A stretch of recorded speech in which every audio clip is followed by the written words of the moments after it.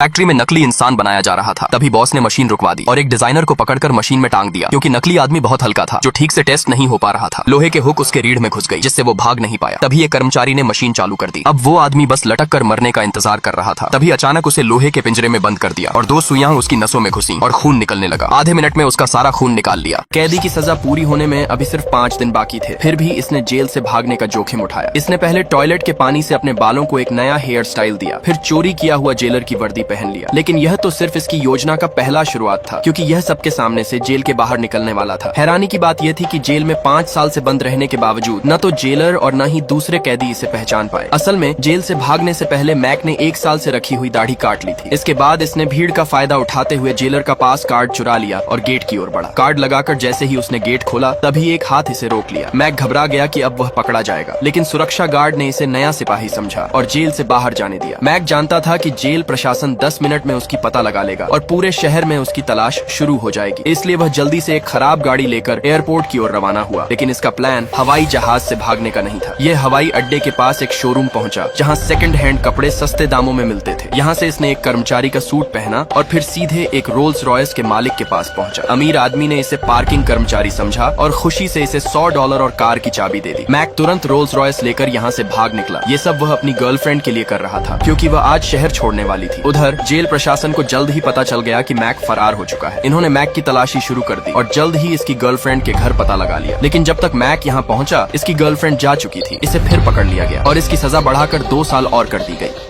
करोड़ों की संपत्ति हड़पने के लिए लड़की ने अपने पति को जहर दे दिया, लेकिन कौन जानता था कि पति मरा नहीं था। अचानक बारिश का पानी पड़ने से आदमी की आंख खुल गई। उसने खुद को एक ताबूत में पाया। बारिश का पानी तेजी से अंदर आ रहा था। इसने अपनी पूरी ताकत लगाकर ताबूत तोड़ने की कोशिश की। आखिरकार ताबूत का एक छोटा सा हिस्सा टूट गया, लेकिन इससे कचरे का पानी और तेजी से अंदर भरने लगा। आदमी के अंदर अब और ताकत नहीं बची थी। फिर भी इसने पूरी ताकत लगाकर अपना एक हाथ बाहर निकाला और किसी तरह ताबूत से बाहर निकल आया। बाहर जोरदार बारिश हो रही थी। वह लड़खड़ाते हुए अपने घर पहुंचा। खिड़की से देखा तो इसकी पत्नी किसी और लड़के के साथ मजे कर रही थी। आदमी का दिल टूट गया। ये रात भर बारिश में भीगता रहा। सुबह इसने अपनी पत्नी को मारने का फैसला किया। तभी इसे पता चला कि इसकी पत्नी पहले से गर्भवती थी और उसने अपने बॉयफ्रेंड के साथ मिलकर उसके बच्चे को गिरा दिया था। यह सुनकर पति का मन बदल गया। इसने सोचा अब यह उन्हें तड़पा कर मारेगा। पत्नी संपत्ति के लालच में अपने दोस्त के साथ मिलकर इसकी हत्या की साजिश रची थी। इसने पहली बार इतना पैसा देखा था। ये लूट का पैसा बांटने के लिए अपने दोस्तों को कॉल की। तभी इसे नीचे से आवाज सुनाई दी। जब वह नीचे आई तो यहाँ उसका कुत्ता था। जैसे ही इसने बंदूक से कुत्ते को मारने की कोशिश की, तभी एक आदमी यहाँ आ गया। इसने सीधे आदमी पर गोली चला दी, लेकिन यह खुद सीढ़ियों से नीचे गिर गई। यह आदमी कोई और नहीं, उसका पति ही था, जिसने मारने का प्लान बनाया था। इसने खिड़की बंद कर दी और तहखाने को अच्छे से सील कर दिया। जब पत्नी का दोस्त लूट का पैसा लेने पहुंचा, तो इतने सारे पैसे देखकर यह लेकर भागने का फैसला किया। इसने देखा तहखाना का दरवाजा खुला हुआ है। पत्नी ने देखा कि इसका बॉयफ्रेंड सारा पैसा लेकर भाग रहा है, तो इसने पीछे से इस पर हमला कर दिया। जब वह ऊपर आई, तभी पति ने दरवाजा बंद कर दिया। कुछ देर बाद दरवाजा अपने आप खुल गया, लेकिन अब ऊपर का पूरा कमरा सील हो चुका था। बॉयफ्रेंड ने चिल्लाकर कहा, हमें मत मारो, हम तुम्हें आधा पैसा दे देंगे। तभी पति जहर की सुई लेकर सामने आया। बॉयफ्रेंड उसे भूत समझकर डर के मारे सीढ़ियों से नीचे गिर गया। पति ने उसे जहर की सुई लगा दी और यह तुरंत मर गया। पत्नी बहुत डरी हुई थी। पति इसे छोटे से तहखाने में ले गया और इसके बॉयफ्रेंड के साथ यहीं पर सील कर दिया।